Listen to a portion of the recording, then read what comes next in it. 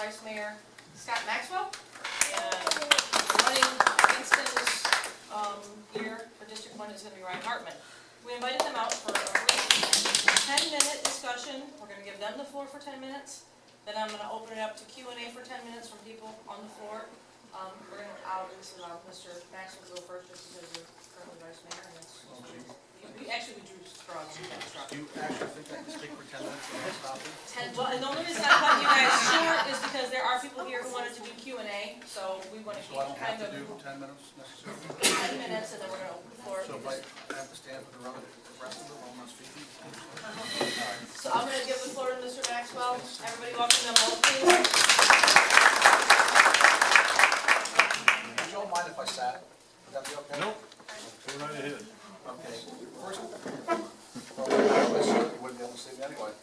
So anyway, I'd like to thank everybody for coming out this evening and thank, hi Lynn. Hey Scott, how are you? Bright lights killed me. Nice to see you.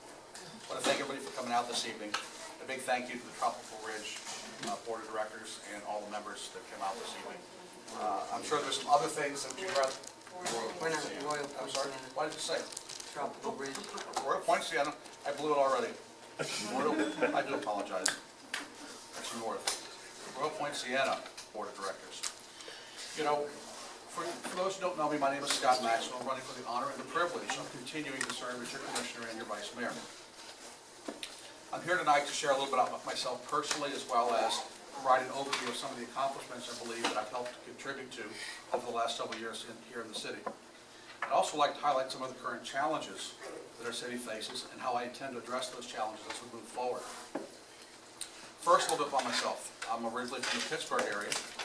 I moved to Palm Beach County in 1983, met my lovely wife Paula in 1984, and I was fortunate enough that she actually said yes and was willing to marry me when we were married in 1988. Paula and I purchased and lived in our home in Lake Osborne since 1990. We have a terrific son, Scott Jr., and we have the honor and the privilege of having two beautiful rescue Cocker Spaniels, English Cocker Spaniels, Cody and Domino. And professionally, not much there. I own and operate a small property management company. As your commissioner, I work very hard to help create an economic and social environment that encourages new development, both in a business and perspective and also in the residential area.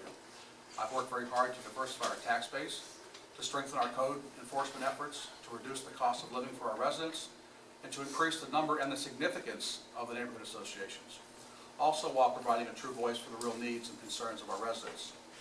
I believe that when we're done here this evening, you'll have a better understanding, some of you may have a better understanding of some of the most important issues we face, and maybe actually provide some clarity as to some of the confusion surrounding some of those issues. As well as knowing that you have the comfort in knowing that you currently have somebody in myself who is vigorously and passionately representing your best interest day in and day out. So before we move on, I'd like to talk a little bit about some of the accomplishments that I believe the city has experienced in the last few years. I've had the privilege of being a part of. And I've kind of listed them out here. I don't have a copy for everybody, but I've got them on basically 2 pages of them.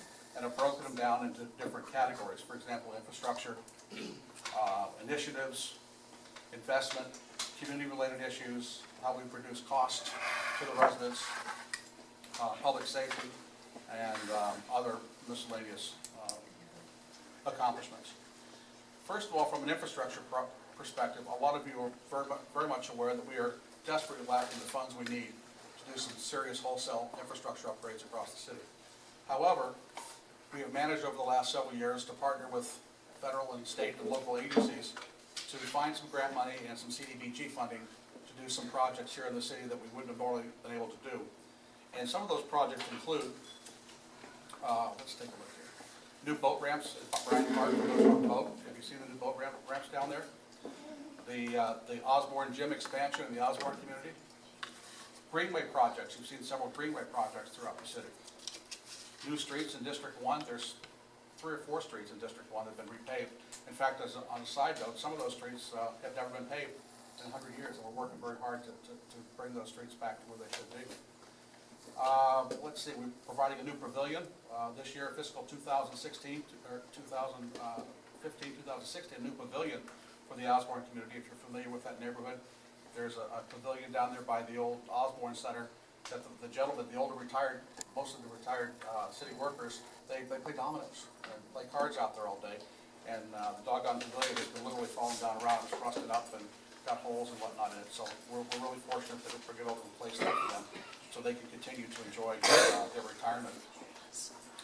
Boutwell Road, in the Park of Commerce, we're working very hard to put together a $15 million infrastructure upgrade in Boutwell Road. If you're familiar with Boutwell, that road that runs from Lake Worth Road in the south to 10th Avenue North to the north. And that is a street, a city-owned street, and there's some ancillary streets that go east and west off of Boutwell throughout the Park of Commerce that all belong to the city of Lake Worth. Those roads are in desperate need of upgrades and infrastructure, ancillary infrastructure complements. They don't have the proper wiring and plumbing, what do you call it, fiber optics, if you will, that are required for new businesses to expand into the Park of Commerce. So we've embarked on a $15 million infrastructure upgrade program in there, which the city has roughly $6 or $7 million that we've been able to spend through our utilities, and we're going to get some matching funds from the state of Florida and also a little bit of money from the federal government. So we're hoping very much that that will come to fruition in this legislative session in Tallahassee. In fact, I was just in Tallahassee last week working on the same issue. A lot of you may remember that last year the legislature actually appropriated the funds and put it in the budget for the Park of Commerce Boutwell Road, but unfortunately the governor vetoed, through a line item veto, vetoed the money. So we're back at it this year, and we feel very confident we're going to be able to pull that off. I think a couple other things I'm going to point out here are water line upgrades. You know, we spent some money to build new RO plants, create some really great tasting water. The problem is the pipes that service the RO plant that go to your homes are all pretty cruddy. So some parts of the neighborhood in our city get really, really bad water. So we're upgrading the water lines throughout the city as quickly as we can, as quickly as we can afford them. And last but not least on the infrastructure issue is you may have heard recently that we entered into a performance contract with Siemens. And basically what we're going to do is we're going to replace all the street lights in the city with new LED lighting. We're going to put quite a bit of solar power panels in the old landfill in the south end of the city. We're going to upgrade the air conditioning systems in our city buildings and put some new meters in your home. And it's a $23 million project that is designed to save us $23 million. It's really a net, there's no additional cost to the taxpayer that's going to be borne from this contract. In fact, this is a guaranteed contract that if for some reason the numbers don't work out the way we signed the contract to work out, Siemens will actually give the city the difference. So there will be, no money out of our pocket. There's no liability there. From an administrative standpoint, code enforcement. I know a lot of folks are very concerned about code enforcement. It's been an issue for us for a long, long time. And sometimes it doesn't seem like it's getting much better very fast. Fortunately, we've been able to, over the last couple of years, implement dozens of new code enforcement ordinances that are kind of filling in some loose holes, if you will, in our code enforcement process. We need to understand that the code enforcement process is governed by Florida Statute 162, and there are certain limitations that we must abide by at the local level. And these limitations certainly are found in the whole idea that private property rights are number one. That's the number one priority, and rightfully so. No municipality, no government agency should ever be in a position where they could theoretically take somebody's property for no reason, and that's not the business that we're in, and that's not something we want to entertain. LDRs, land development regulations, is something that took a number of years of working together with various administrations and various commissions to finally we adopted the LDRs, which basically gives the outside world a better understanding of what the rules are here in the city of Lake Worth. So when they come in and they want to build something, whether it's a residential home or a business or whatever, they have a better understanding of what exactly they're allowed to do, and there's not a lot of conflict within the zones, the zoning and the coding. We've also settled some lawsuits.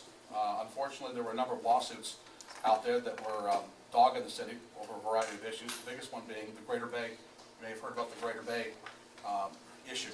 At one point, the city entered into an agreement with some organization called Greater Bay, and somehow we managed to snarl ourselves into a lawsuit. It ended up costing us, I guess when you figure the settlement dollars and time and staff, well over $2 million to the city. It's the most unfortunate situation, but it is what it is.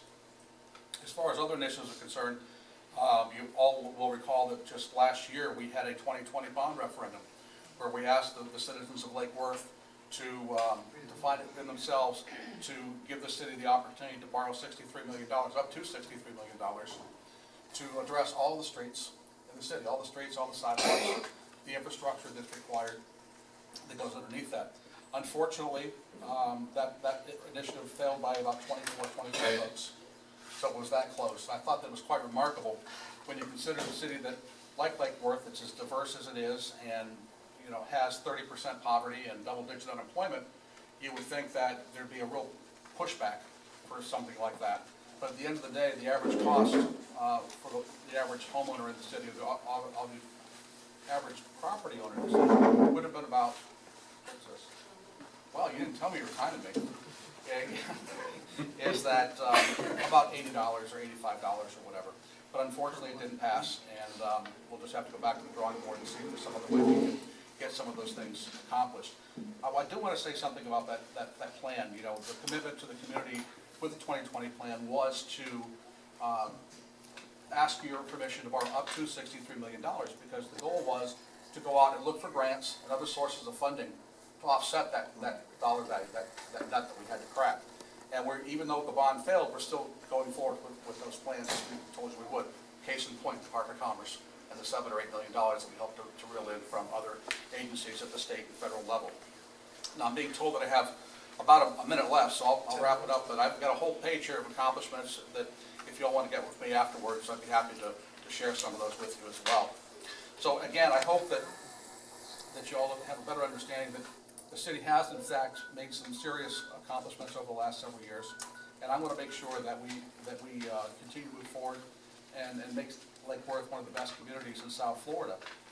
And I humbly ask for your vote on the 15th of March. And you know what you have in me. You know what you can expect from me. And I thank you for coming out this evening, and I'll look forward to your questions a little bit later this evening. So thanks very much for your. Thank you. Mr. Hartman, 10 minutes. All right. The floor is yours. I'll stand. Just want to say hi to everybody, and also thank you for having me here. Thank you for coming out. It's nice to meet new people. We've been working pretty hard on this campaign for the past few months, and we have a big fight ahead of us for the next couple months, but it's a fight that I'm determined to stick through to the end. And I'm glad to come here and talk to people. I feel much more comfortable talking individually to people than I do talking in front of a group of people. And I feel more comfortable talking in front of a small group of people than I do in front of a large group of people. So I'm glad to be here, and I too will be available afterwards to talk to. I have business cards and flyers with my phone number on it and my email address on it. So if anybody wants to have private conversations or buy me a cup of coffee, I'd be more than happy to talk about anything you want to talk about. I'm not sure I could fill 10 minutes, but I'll speak slowly and try. You all know my name. It's Ryan Hartman. I was born and raised in New Jersey. I left there when I was 24 years old, and I spent the next 10 years mostly living in Boulder, Colorado, but also traveling throughout this country and a little bit in Mexico and Canada. When I was in Boulder, I went to Naropa University, where I majored in peace and conflict studies. Some of the classes I took were conflict resolution, restorative justice, feminism and the art of peacemaking, and nonviolence throughout history.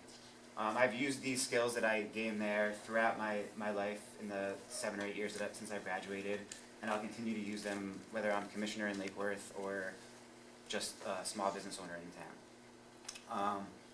Naropa provided me with a contemplative education, and what that means is that instead of giving us a bunch of information and requiring us to memorize it and then repeat it, we were taught to think for ourselves, which is very rare in politics, where you get a bill or an ordinance and you read it before you vote yes or no on it. I would do that if I was elected.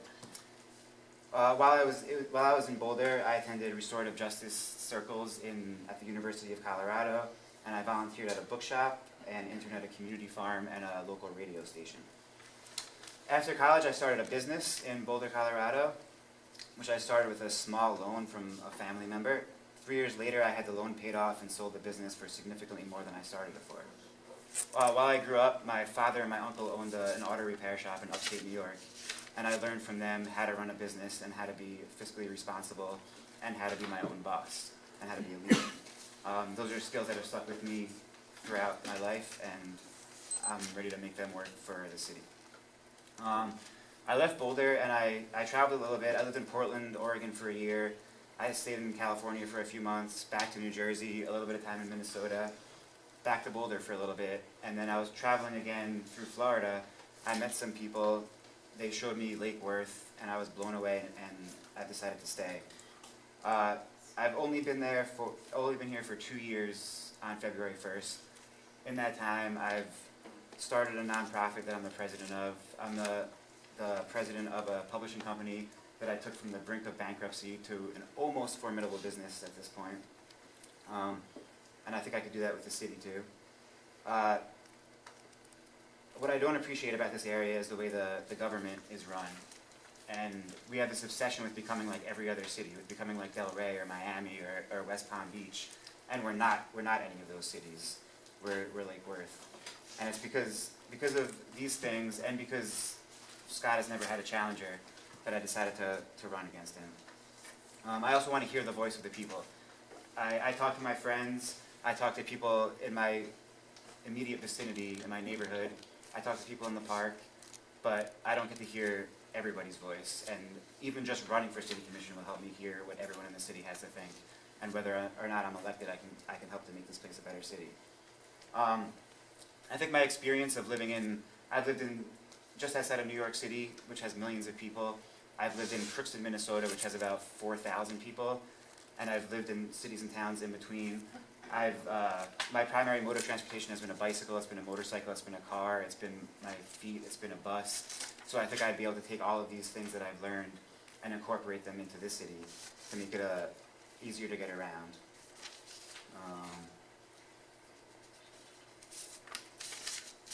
The issue of homelessness is a very polarized issue in the city. I'm sure people saw the city commission meeting last night and in the past.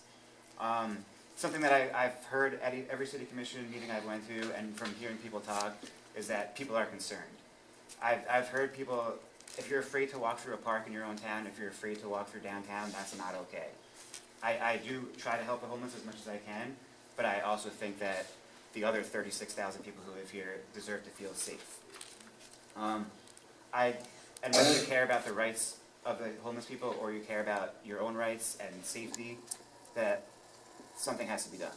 And the passing of laws that make it illegal for people to sleep or go to the bathroom is not a way to clean up the city. And that's what we've been trying to do for years in a lot of different cities that I've seen, and that does not work. I have seen things that do work.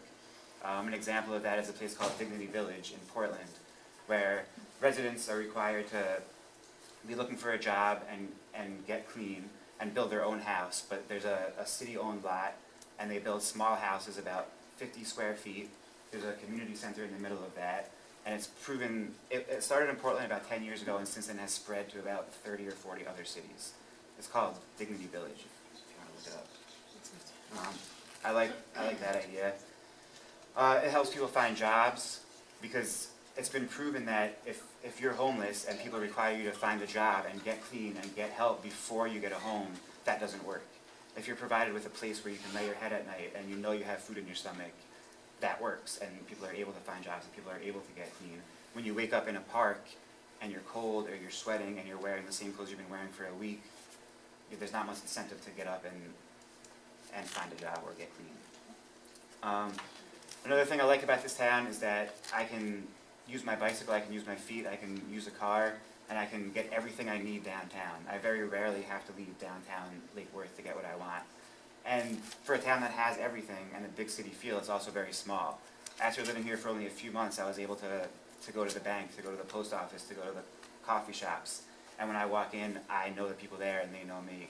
I see the same faces when I'm walking down my neighborhood streets or when I'm walking downtown. And that, to be in the middle of all this metropolis that surrounds us and still have that small city feel is something that I think is pretty unique. I do think transportation around here is dangerous, whether you're on a bicycle or a car. I think making it safer for bicycles also makes it safer for cars. Right now, when I'm on my bicycle, I feel unsafe because there's hardly anywhere to ride. And when I'm in my car, I feel unsafe because bicycles are constantly shooting out in front of me. A block from my house right now on 6th Avenue South, which is a very hard street to cross, if anyone's ever tried to cross that street during rush hour, somebody was hit by a car and killed a few weeks ago. And this person was riding a bicycle at night with no lights, wearing all black, and was drunk. And if there was better education, that might not have happened. If there was better enforcement, that might not have happened. As a city commissioner, I would also plan to address climate change. Anybody with an ability to critically think understands that climate change is a real thing. Whether it's super intense and we're all going to be underwater in 2 years, or we still have another 50 or 60 years left, it's something that matters. Just because we're not going to be here to see Florida be underwater doesn't mean it's not going to happen. It doesn't mean we don't have a responsibility to our children and our grandchildren. There was a 500-page budget passed. Not one thing was put in there about climate change. Meanwhile, streets are flooding when it rains, and almost every scientist in the world agrees that things are changing, and Florida is going to be one of the most hard-hit places. That it's possible that in 50 years from now there won't be much of the state left.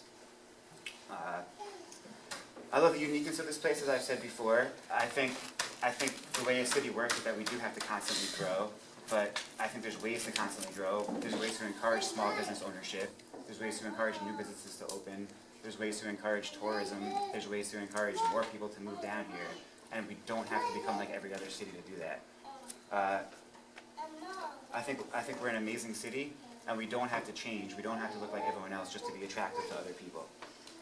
I want to be your next city commissioner from District 1, and I'm gonna work as hard as I can to get that. I've been involved in government from both sides. In Colorado, I worked with the city and state legislator to help draft regulations around marijuana laws. When a bunch of dispensaries popped up in the state and they were completely unregulated, I sat down with the city and state legislators and helped pass regulations to make sure that not just anybody could open up a store and sell to anybody they wanted to. I've met with politicians on the federal level about things like climate change, nuclear cleanup, and ending the war. I've been on the other side. I've organized protests against wars to save forests, things like that. And now I think I'm at the point in my life where I want to give things a shot from the inside. I want to be a part of the government and help change things for the better. So I hope that on March 15th, you go to the polls and you vote for Ryan Hartman. Thank you. Thank you.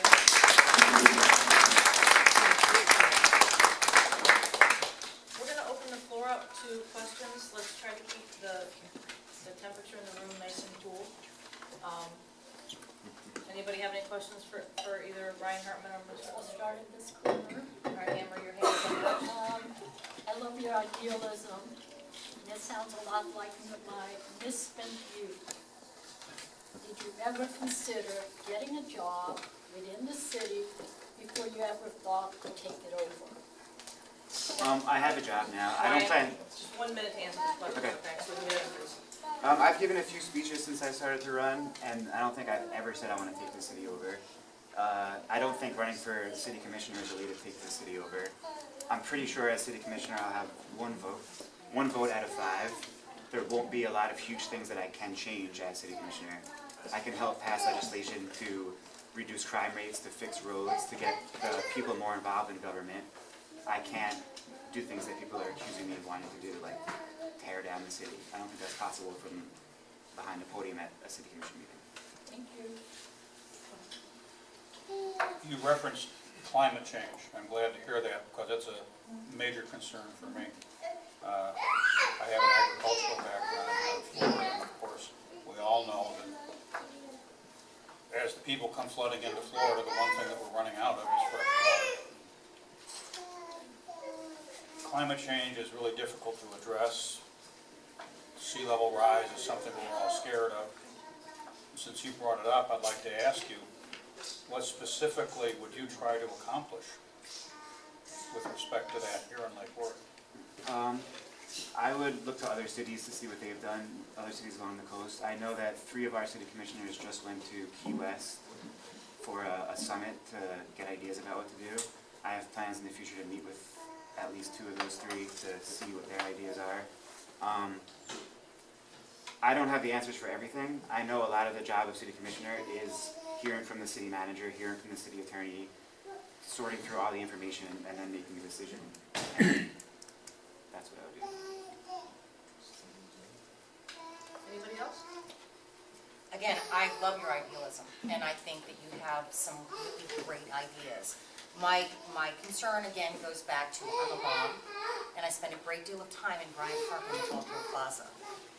And I don't think that the reality of the situation, unless you're coming during the day with children, the severity of the situation, where my daughter's stopping other children because they're hypodermic needles, where men are defecating in front of her, urinating in front of her.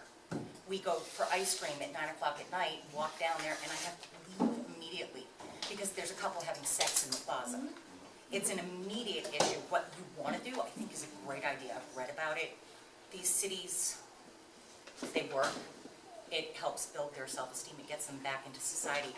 But we need an immediate answer for the safety of the children, for the safety of the community. I mean, during the Christmas Plaza celebration, one of the officers had to stop a group of children in the middle of where the children were because there was a hypodermic needle. And 5 of them had just walked by and gone to sit down where they sit. And one of them dropped a dirty needle. And barefoot. The children run around barefoot. I mean, this is their home. This is where they're growing up. And we have a small town where we can go and we know everybody. But this is a real serious issue. Not a long-term, let's build a city. I think it's a great idea. I really do. Don't let me discount your idea.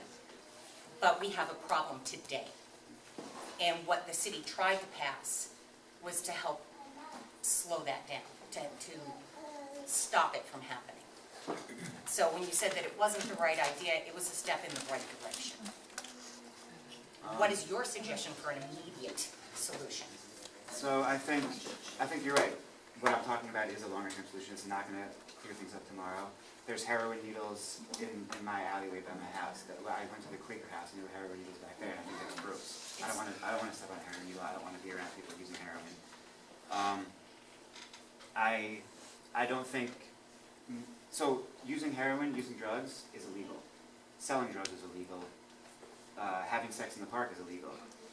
Making new laws that turn the Cultural Plaza into a park, I don't understand what that accomplishes. Like, if someone is selling drugs in the Cultural Plaza, they can be arrested right now. It makes park hours, so at 9 o'clock at night, they're not all hanging out there buying drugs, selling drugs, doing Right. drugs, having sex at night. It makes it not their home base. Right, so instead of all being in the Cultural Plaza, they're going to come to my neighborhood, and they're going to stand in my corner and they're going to That's shoot private at me. property and you can The call. sidewalks aren't private property. I understand that. If but they're in front of your house. causing a disturbance, you could theoretically. But then why can't we do that downtown? And I think they're going to be a lot harder to find. I do, and there have been many that have been arrested, but it's an ongoing, everyday issue. I agree. Yeah, I mean, I think there needs to be more of a police presence when the police are around. Crime doesn't happen, right? Like, I hung out at a bar. There were police there. I complained about it. I was told, "Oh, the police are there. That brings crime down at that bar." So, if there are police at Cultural Plaza,